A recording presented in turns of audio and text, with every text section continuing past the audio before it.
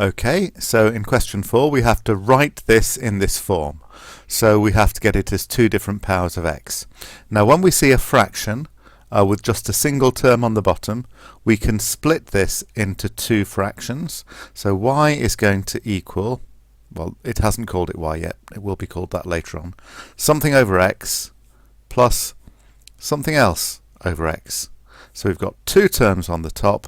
We can write each term individually over x. Now, the first one you've got, well, in both of them you'll have numbers and x's. So in both cases you need to think about a fraction with numbers times a fraction with x's.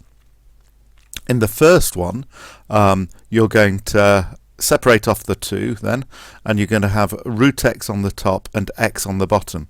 So you've got a power of x divided by another power of x. I'll let you fill in the powers.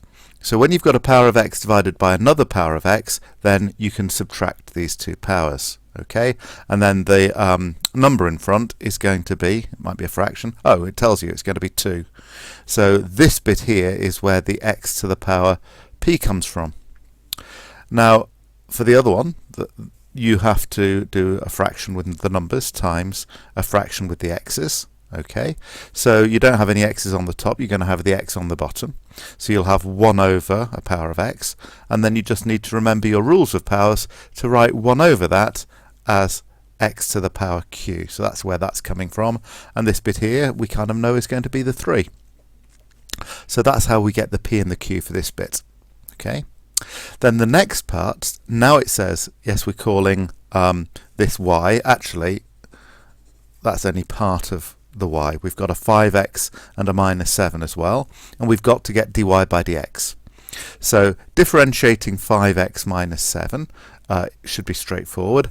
This, of course, we can't differentiate as we see it, but if we use what we did before, 2 times x to a power plus 3 times x to a different power, then we can use our rule for differentiating powers, take away 1 from the power, multiply by the original power, and we'll be able to differentiate these two terms that are another way of writing this. So you're going to get the answer to differentiating 5x minus 7, and then the two answers for differentiating each of these terms, and that will be your answer to part B, finding dy by dx.